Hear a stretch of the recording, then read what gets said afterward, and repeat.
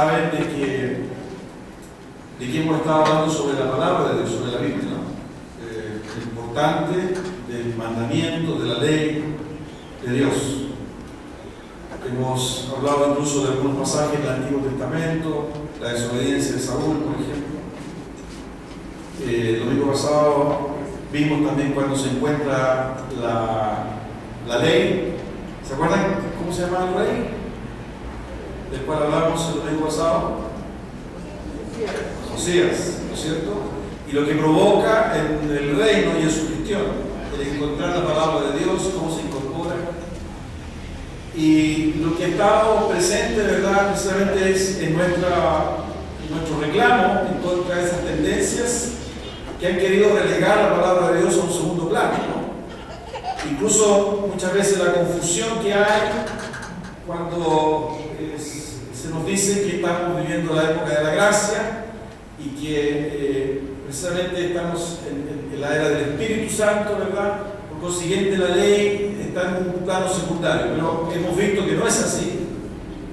Y hemos visto que el reino de Dios no solo tiene rey, súbdito, sino que también tiene palabra, tiene mandamiento.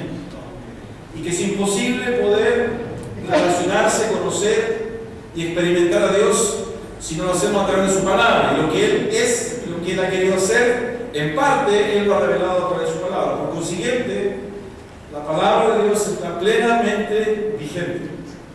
Y la palabra de Dios, ¿verdad?, es la que transforma, es la que corrige, la que exhorta, la que anima precisamente en nuestra vida. Hoy día yo quiero compartirles un ejemplo de Jesús, ¿no? Cómo Él, a través de su palabra, Él quiere llegar al corazón, ¿verdad?, de un auditorio que en ese momento Él tenía y que le estaba escuchando. Y les quiero animar y que me acompañen a leer en el Evangelio de Lucas, en el capítulo 18, del versículo 9 al 14. Lucas 18, del 9 al 14. Vamos a leer, dice así: a unos que confiaban en sí mismos como justos y menospreciaban a los otros, dijo también esta parábola. Dos hombres subieron al templo a orar.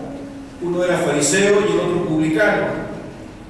El fariseo, puesto en pie, oraba consigo mismo de esta manera: Dios, te doy gracias porque no soy como los otros hombres, ladrones, injustos, adúlteros, ni aún como este publicano. Ayuno 2 veces a la semana, doy diezmo de todo lo que gano.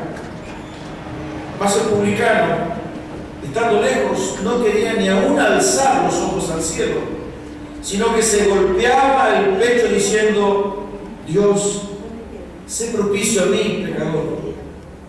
Os digo que éste descendió a su casa justificado antes que el otro, porque cualquiera que se enaltece será humillado, y el que se humilla será enaltecido. Tengamos un momento de oración. Padre, gracias por tu palabra. Gracias, Señor. Gracias por tu palabra. Bien, ¿por qué quise compartir este texto con ustedes? Porque básicamente el versículo 9 que acabamos de leer nos permite comprender, ¿verdad?, en qué contexto Jesús está compartiendo esta palabra. A unos que confiaban en sí mismos como justos y menospreciaban a los otros, dijo también esta palabra. ¿Y por qué es importante? Porque este es un buen ejemplo precisamente del propósito de la palabra de Jesús. No se olviden que incluso el domingo pasado hablamos sobre el capítulo 7 de Mateo en algún momento y dijimos que la palabra de Jesús también es la palabra de Dios. Incluso cuando Jesús termina el sermón del monte, ¿se acuerdan? Él dice: aquel que oye mis palabras y las hace, le compararé a un hombre sabio que edificó su casa sobre la roca. Y cuando vino la tormenta, el agua, el viento, su casa permaneció. Pero aquel que oye mis palabras y no las hace, le compararé como un necio. Esa palabra que me gusta mucho, ¿no? Un necio, porque la verdad que necio casi sin sabor, yo no entiendo otras palabras, que a veces son más fuertes. Pero es lo que dice Jesús, a un necio que edifica su casa sobre la arena. Viene el viento, el agua, el río, la lluvia, y grande es su ruina, porque la casa se cae. Esa pequeña parábola que cuenta Jesús al final del Sermón del Monte, en el capítulo 7 de Mateo, nos habla, ¿verdad?, de la importancia y de la relevancia de la enseñanza de la palabra de Jesús, que es la palabra de Dios. Por consiguiente, nos ayuda a comprender, ¿verdad?, la trascendencia de las palabras y de las enseñanzas de Jesús en el mes de la Biblia. Y el relato que acabamos de leer en Lucas nos habla precisamente y nos muestra este ejemplo de en algún momento, ¿verdad?, del ministerio de Jesús, de un auditorio que él tenía. Y fíjense que el libro de Lucas nos da detalles de quiénes conformaban, o mejor dicho, cuál era la actitud de aquellos que estaban en ese momento escuchando a Jesús. Y el versículo 9 lo señala claramente. Dice: a unos que confiaban en sí mismos como justos y menospreciaban a los otros. Y en ese contexto Jesús, ¿verdad?, comparte su palabra. Ustedes saben que Jesús hablaba por parábolas, ¿no? Jesús, en su estrategia comunicacional, ¿verdad?, él empleaba situaciones de vida común y corriente, lenguajes, ¿verdad?, situaciones, personas, hábitos, costumbres, de modo que lo que él compartía, su palabra, su enseñanza, ¿verdad?, estaba incorporado en la habitualidad de las personas, pero con el ingrediente rico, profundo, de que esa parábola llevaba a pensar a aquellos que escuchaban. Ustedes muchas veces tienen que haber leído, ¿verdad?, en el relato de los evangelios: el que tenga oídos, oiga. ¿No es cierto? El que tenga oídos, oiga. Y en esta ocasión, ¿verdad?, Jesús, y aquí está el ejemplo que quería traerles a ustedes, él habla, enseña a un auditorio. De los que estaba ahí, el que tenga oídos, oiga. Y fíjense que en el relato, incluso Jesús concluye qué es lo que él quiere enseñar. Porque no siempre Jesús compartía, ¿verdad?, la conclusión. De modo que en esta ocasión, con la conclusión nosotros ya prácticamente hemos entendido lo que Jesús quiso decir, ¿no es cierto? Y la conclusión de lo que enseña Jesús está en el versículo 14. Os digo que este descendió a su casa justificado antes que el otro, porque cualquiera que se enaltece será humillado, y el que se humilla será enaltecido. Y pareciera que con eso terminamos la prédica, ¿no? Jesús concluyó el mensaje. Hermanos amados, este es un muy buen ejemplo precisamente de la importancia de las enseñanzas de Jesús. Este es un muy buen ejemplo de la relevancia que tiene, ¿verdad?, la palabra de Jesús, la palabra de Dios. Este es un muy buen ejemplo para entender, ¿verdad?, que la relación con Dios no es como nosotros creemos es, o no es como nos acomoda mejor vivir, sino que efectivamente esta relación con Dios, a través de su palabra, nos fija estándares, nos fija condiciones, nos fija compromiso. Y lo que Jesús está queriendo hablar en esta ocasión tiene que ver derechamente con la condición del corazón. Es decir, que el solo hecho de entender el contexto de la enseñanza, en este caso el versículo 9, y leer la conclusión, ¿verdad?, versículo 14, nosotros ya podemos comprender que esta palabra, esta enseñanza de Jesús, necesariamente está enfocado, está orientado al corazón de determinado tipo de personas, de determinadas corazones, ¿no? A unos que confiaban en sí mismos como justos, ¿no?, y menospreciaban a otros.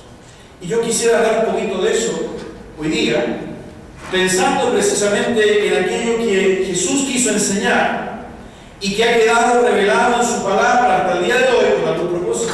Porque esta lección, ¿verdad?, de la palabra de Jesús, esta lección de la parábola de Jesús, quedó impresa, quedó impregnada, quedó revelada, en fin, hasta nuestro tiempo, y sin duda hay un mensaje para nosotros también. Fíjense que uno revisa un poco la parábola y uno se da cuenta, efectivamente, que solo uno de ellos salió del templo perdonado y justificado. Solo uno de ellos llegó al corazón de Dios, incluso tener una comunión con Él en ese momento. Solo uno de ellos agradó a Dios. Jesús está colocando, ¿verdad?, sobre el tapete, a través de su enseñanza y a través de su palabra, la condición de dos personas, ¿no? En el fondo, ¿verdad?, Jesús nos está ayudando a entender cómo reaccionar y cómo examinar nuestra propia vida frente a su enseñanza.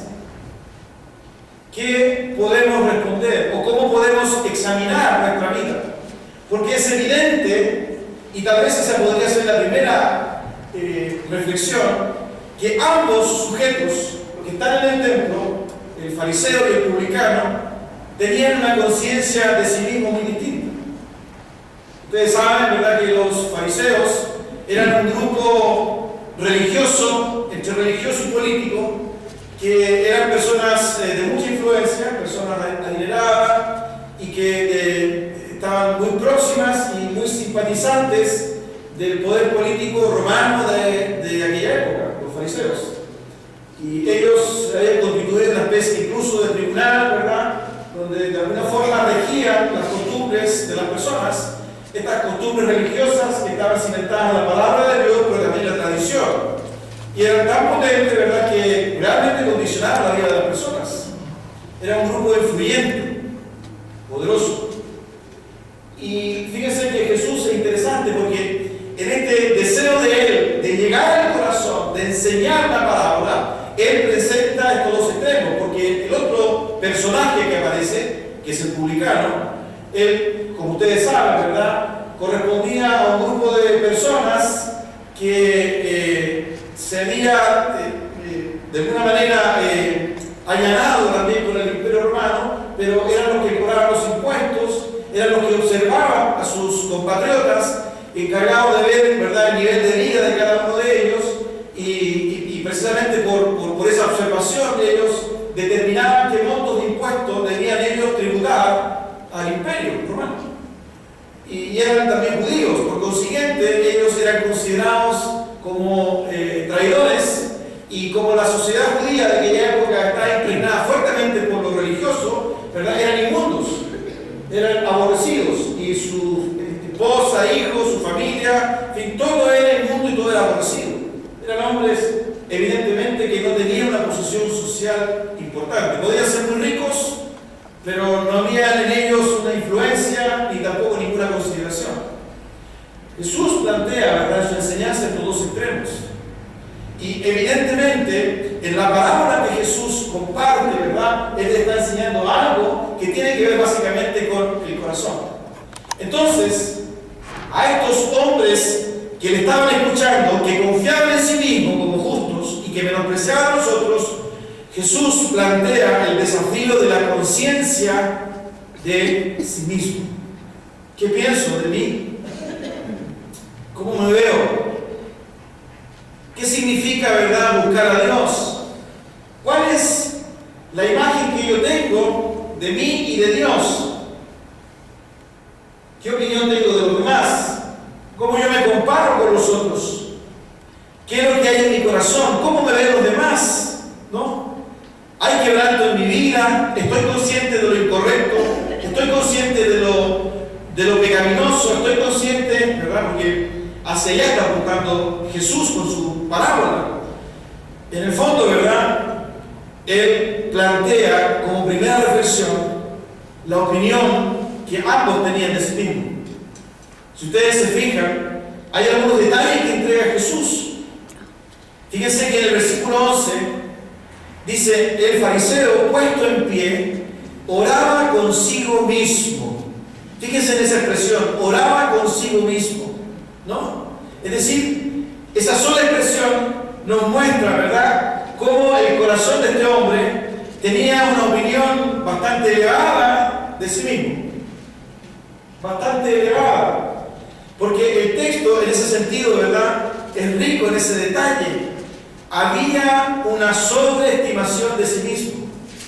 Probablemente, ¿verdad?, una autosuficiencia, ¿no? Porque oraba consigo mismo. Incluso cuando uno lee un poquito más adelante, te doy gracias porque no soy como los otros.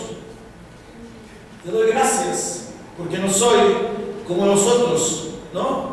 Incluso al final del versículo 11, ni aún como ni aún como este publicano. Es decir, él estaba un poquito sobrevalorado, ¿no? Era un hombre muy especial, un hombre que sin duda tenía una alta opinión de sí mismo.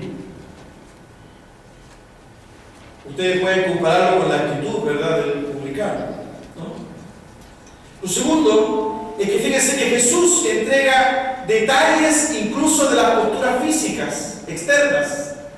Si usted toma cuidado, por ejemplo, se va a dar cuenta que en el caso del versículo 11, 12 y 13, dice respecto del fariseo, puesto en pie, ¿no? Oraba consigo mismo, puesto en pie. En el versículo 13 dice, estando lejos, seguramente del altar, porque estaba en el templo, no quería ni aún alzar los ojos al cielo, sino que se golpeaba el pecho, ¿no? Fíjense que es interesante porque no es que el estar de pie o el no estar de pie sea relevante. Obviamente que no es relevante desde la perspectiva de que la búsqueda de Dios, la oración, está asociado con el corazón. Sin embargo, Jesús entrega detalles por cuanto era tan fuerte lo que él quería compartir que hasta las posturas y lo externo evidenciaba lo que había en el corazón de ambos. En el corazón, ¿verdad?, del fariseo existía una sobreestimación de sí mismo y puesto en pie, él creía, ¿verdad?, y externamente lo expresaba, que tenía méritos y que tenía derechos, ¿verdad?, delante de Dios. Y eso hacía que sus gestos, su postura, su ubicación también irradiara eso.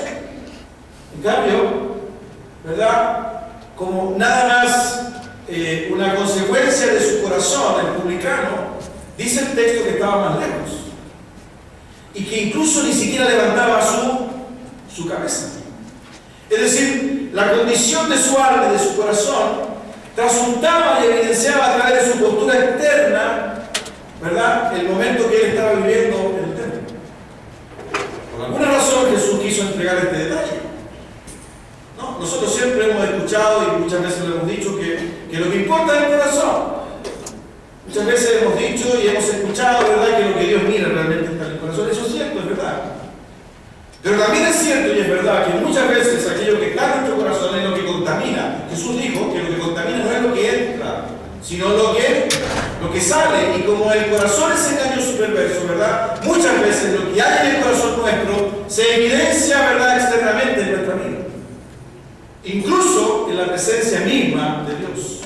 Oraba consigo mismo, puesto de pie, cuando el otro, ¿verdad?, ni siquiera quería acercarse o levantar su cabeza. Lo tercero que uno puede apreciar, ¿verdad?, en esta parábola, fíjense la visión del fariseo. La visión del fariseo, ¿verdad?, yo lo coloqué acá, era básicamente horizontal. Es decir, él estaba preocupado de los demás y se comparaba con aquellos, ¿verdad?, que al parecer eran pecadores. No, él derechamente, te doy gracias porque no soy como los otros hombres, ladrones, injustos, adúlteros, ¿no? Era una visión más bien horizontal. La perspectiva de la vida de este hombre, ¿verdad?, era en función de los demás. Absolutamente. Incluso, ¿verdad?, los parámetros de medición de este hombre estaban de alguna forma asociados a actos. Jesús lo llama, ¿verdad?, en el Sermón del Monte, en el capítulo 5, ¿verdad?, habla de la propia justicia. Fíjense, abran su Biblia, por favor, en Mateo 5:20. Mateo 5:20. Porque os digo, estoy leyendo Mateo 5:20, porque os digo que si vuestra justicia no fuere mayor que la de los escribas y fariseos, no entraréis en el reino de los cielos. Lo que estaba haciendo el fariseo, ¿verdad?, era efectivamente enarbolar, argumentar, ¿verdad?, delante de Dios su propia justicia. Te doy gracias porque yo no hago esto, no hago esto otro, ¿verdad?, a diferencia de esos, porque yo soy diferente, porque yo soy bueno, ¿verdad?, porque tengo un currículum, tengo años, tengo influencias, en fin, nací en un hogar cristiano, es decir, es mi justicia. Y lo que hacía, ¿verdad?, este hombre, en la palabra de Jesús, es precisamente argumentar desde su propia justicia lo que él creía era meritorio delante de Dios. ¿No? Esa justicia personal, privada, nuestra, que justifica, ¿no?, muchas veces condiciones pecaminosas, corruptas, torcidas en nuestra vida, pero que esgrimimos como argumentos válidos delante de Dios, lo cual nos muestra evidentemente una imagen distorsionada de quiénes realmente somos, o de quién realmente somos, que es lo que pasaba con el fariseo. Pero su perspectiva de la vida, ¿verdad?, era absolutamente horizontal. No soy como ellos, soy diferente, soy un chico bueno, ¿no? Yo nunca he engañado a mi esposa, siempre, ¿verdad?, he sido fiel, tengo mi hogar, me ha ido bien en el trabajo, me he cambiado un par de veces, ¿verdad?, en fin, tengo buena relación con mi familia, ¿no?, pago los impuestos, parejito. Una de las grandes cosas o dificultades muchas veces que hay en nuestra vida, y hacia allá apunta Jesús, es cómo nos vemos a nosotros mismos. Y fíjense que esto es tan relevante, queridos, porque yo de alguna manera estoy tratando de extraer y de detallar las actitudes, el corazón de estos personajes de la parábola, porque hay una cosa que es clave en todo esto. Nosotros podemos hablar de la palabra de Dios, nosotros podemos hablar del mandamiento de Dios, nosotros podemos hablar de la ley de Dios, celebramos el mes de la Biblia, ¿verdad?, concluimos y consensuamos todos, ¿verdad?, que estamos de acuerdo que la palabra de Dios aún está vigente, que aún es pertinente. Pero ¿saben? Si esa palabra de Dios no logra penetrar en nuestro corazón, si esa palabra de Dios no es obedecida por nosotros, en letra muerta. Por consiguiente, ¿verdad?, lo que está haciendo Jesús, en definitiva, es confrontar el corazón de un grupo de personas que tenían una alta opinión de sí mismos, que eran seguros de sí mismos, ¿verdad?, de que su testimonio era buen testimonio, ¿verdad?, y que incluso les permitía menospreciar a los demás. Y Jesús no va y los reta, no los reta. Jesús no los echa, ¿verdad?, del templo.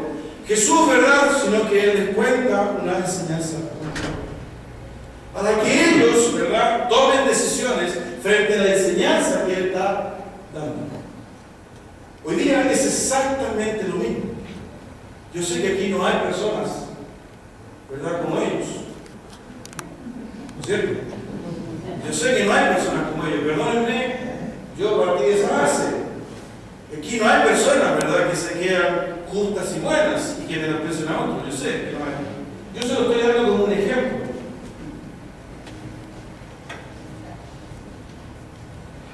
Pero cuando nos adentramos en las actitudes, ¿verdad?, y tratamos de entender un poco lo que Jesús quería enseñar, nos damos cuenta que esta palabra es profunda. Fíjense que el publicano, su único patrón de comparación era el mismo frente a Dios. Mientras el otro, ¿verdad?, se comparaba con el resto, mientras el otro se consideraba bueno, mientras el otro, ¿verdad?, entendía que tenía méritos, el otro comprendía su real condición, ¿verdad?, y se daba cuenta frente a quién estaba. Y por eso Él suplica misericordia y suplica perdón. ¿No? Y ahí llegamos a la cuarta reflexión. ¿Quién es Dios para uno y quién es Dios para el otro? Para el fariseo, ¿verdad?, Dios es un Dios cómplice de la discriminación.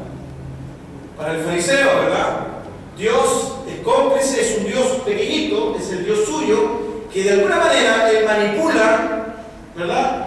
Y Él le asigna a este Dios características morales y éticas que funcionan de acuerdo a su conveniencia. Este Dios está contento con Él porque Él no es como los demás. Este Dios, ¿verdad?, lo conoce y avala el que sea diferente. ¿Se dan cuenta? Es decir, hay una concepción en el corazón de ambos de quién es Dios. Fíjese la profundidad de la enseñanza de Jesús. Es decir, Él está abordando el concepto de Dios que cada uno de ellos tiene.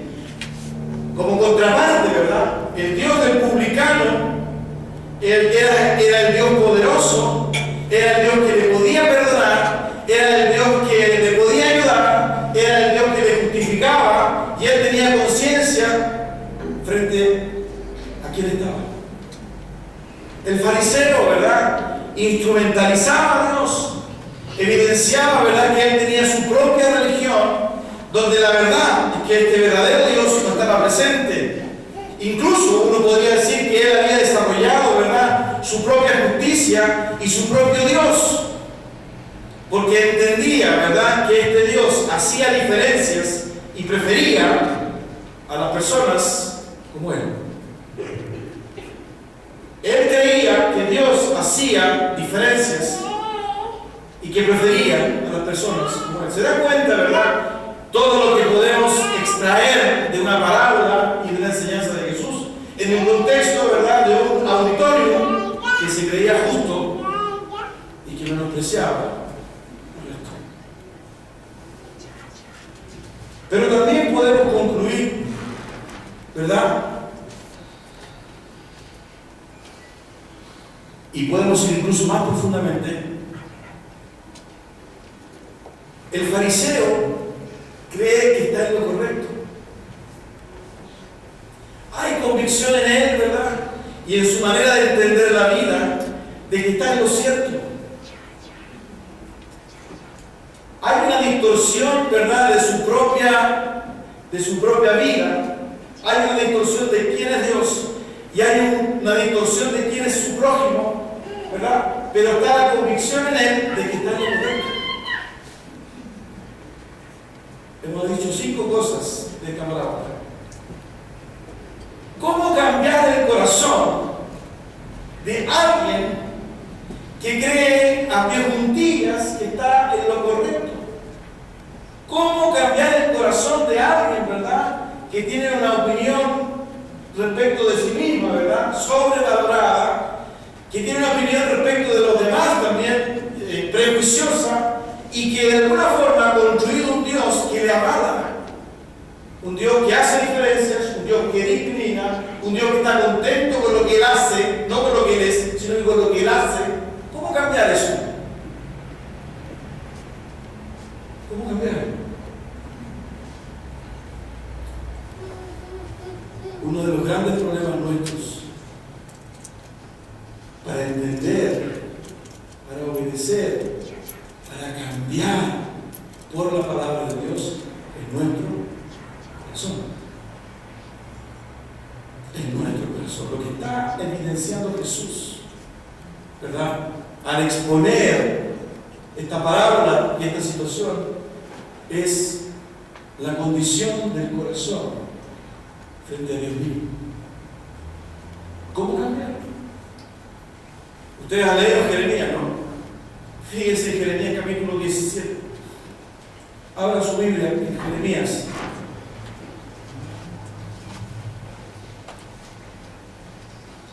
Versículo 9. Jeremías 17:9 dice: engañoso es el corazón más que todas las cosas y perverso. ¿Quién lo conocerá? Engañoso es el corazón más que todas las cosas y perverso. ¿Quién lo conocerá? Podemos nosotros comprender, ¿verdad?, de esta parábola, evidentemente, la calidad, la condición del corazón de ambos personajes. La arrogancia, la autosuficiencia, ¿verdad? La soberbia y el quebrantamiento, ¿verdad? La sinceridad, la humildad del otro corazón. Por eso que Jesús, ¿verdad?, al llevar esta parábola a los extremos, Él mismo concluye. Ustedes saben quién salió perdonado. Ustedes se imaginan quién realmente tuvo comunión con Dios. Estuvieron en el templo, ¿verdad? 5, 6, 10, 15 minutos. No lo dice el texto. Pero ¿quién salió distinto? ¿Quién salió diferente? ¿Quién vivió la experiencia, ¿verdad?, de la comunión con Dios? Ojo, ambos oran. Ambos van al templo. Incluso coinciden en el momento. Ambos creen en Dios. Ambos buscan a Dios. Sin embargo, solo uno de ellos realmente tiene comunión con Dios y sale perdonado y justificado. ¿Cómo cambiamos al otro? Por eso es importante, ¿verdad?, la palabra de Dios. Porque el corazón duro, soberbio, ¿quién lo cambia? Ese corazón, ¿verdad?, distorsionado respecto de quién es, de quiénes son los demás y de quién es Dios, ¿cómo se cambia? Fíjense que hay otro versículo hermoso que nos habla de la relevancia de la palabra de Dios y que está precisamente ahí en Jeremías, habla en el capítulo 23, Jeremías 23, 29.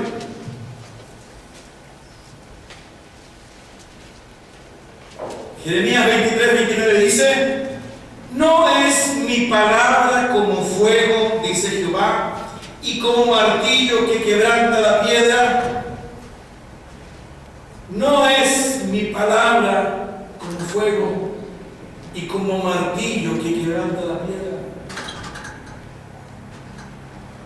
No hay otra forma de abordar el corazón del hombre. No hay otra manera, ¿verdad?, de que el hombre tome conciencia del pecado y pueda conocer realmente quién es Dios y quién es Él. El corazón duro, ¿verdad?, le es menester, le es necesario la palabra de Dios. Incluso el solo hecho de ser expuesto ese corazón a la palabra de Dios no asegura que ese corazón finalmente se rinda. Pero no hay otra forma de abordar la problemática humana de la soberbia, de la arrogancia, del orgullo. Pues ese es el contexto en el cual Jesús está enseñando. A aquellos que se creían seguros de sí mismos y de su propia justicia y que menospreciaban a los demás. Mensaje y enseñanza que hasta el día de hoy es absoluta y totalmente vigente, porque tiene que ver con el corazón del hombre. David en el Salmo 19 lo expresa, ¿verdad?, de una manera humilde y sencilla. Miren cómo lo expresa este versículo, lo hemos compartido otras veces en el Salmo 19, versículos 2 y 13. ¿Quién podrá entender sus propios errores? Líbrame de los que me son ocultos. Preserva también a tu siervo de la soberbia, que no se enseñoree de mí. Entonces seré íntegro y estaré limpio de gran rebelión. ¿Quién podrá entender sus propios errores? Líbrame de los que me son ocultos. Preserva también a tu siervo de la soberbia, que no se enseñoree de mí. Entonces seré íntegro y estaré limpio de gran rebelión. El clamor de David está dirigido a Dios. Señor, examíname. Incluso en otro versículo, en otro salmo dice: pruébame. ¿Quién podrá estar libre? Líbrame de las soberbias. David está reconociendo su necesidad la necesidad de su corazón de ser confrontado por Dios. Fíjense que incluso David se atreve a decir que su integridad, su verdadera integridad como hombre, está vinculada íntimamente a lo que Dios puede encontrar en su corazón. Una gran diferencia con el fariseo. La integridad del fariseo está dada por lo que él hace, está dada de verdad por lo que los demás ven en él, está dada por la comparación que hace respecto de otros. Esa es su integridad, esa es su justicia. Pero encontramos, ¿verdad?, en el corazón del publicano, el corazón del rey David, el verdadero corazón, compungido, contrito, que se humilla. Sé propicio a mí, pecador. Examíname. Fíjense que son contextos distintos, épocas diferentes, el principio es el mismo. La palabra de Dios que llega al corazón de la vida de una persona, del corazón, ¿verdad?, que distorsiona su propia vida y la vida de los demás, y evidentemente valió un mundo. ¿Quién podrá estar libre de sus propios errores? Líbrame de los que me son convenientes. Por consiguiente, queridos, ¿ha perdido vigencia la palabra de Dios? ¿Ha perdido vigencia las enseñanzas de Dios? Si Jeremías dice que la palabra de Dios es como martillo y quebranta la roca, si Jeremías dice, ¿verdad?, que el corazón es engañoso y perverso, ¿quién puede confrontar realmente al hombre en su intimidad y en su corazón? Es la palabra de Dios. Por consiguiente, ¿verdad?, no solo septiembre es el mes de la Biblia, sino que gracias a Dios porque su palabra permanece para siempre. Porque el corazón nuestro se permanece. Fíjense que hay un caso en Segunda de Crónicas de un rey que vivió la experiencia, ¿verdad?, de esta soberbia y de este orgullo. Abra su Biblia en Segunda de Crónicas. Segunda de Crónicas, por favor. Capítulo 26.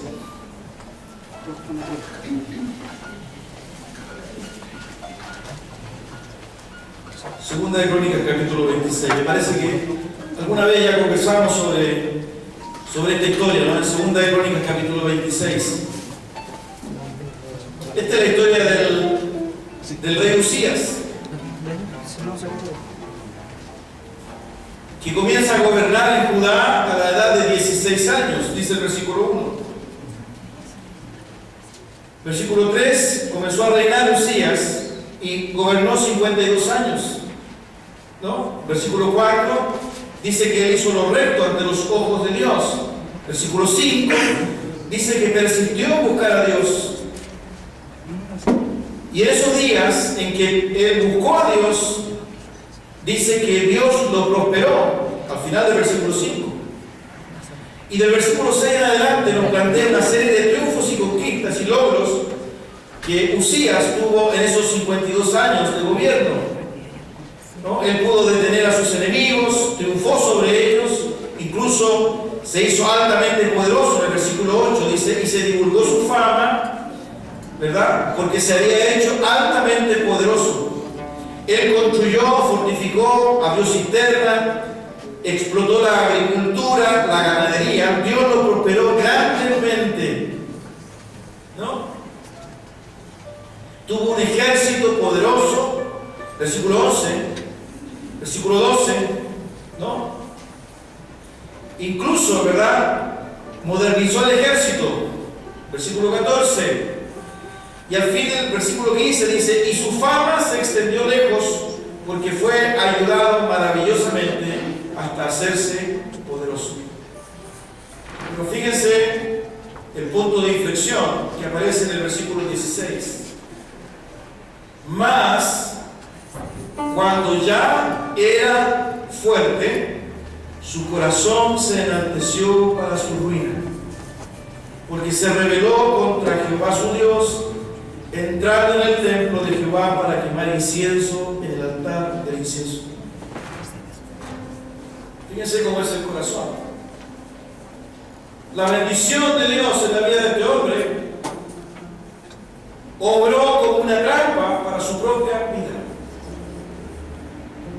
Que Dios lo bendijo, él buscó a Dios y Dios lo bendijo y Dios lo prosperó y él buscó a Dios, se hizo altamente poderoso, fue una gestión exitosa. ¿Hasta cuando entró la arrogancia, la soberbia, el orgullo? Más cuando él ya era fuerte, su corazón se enalteció.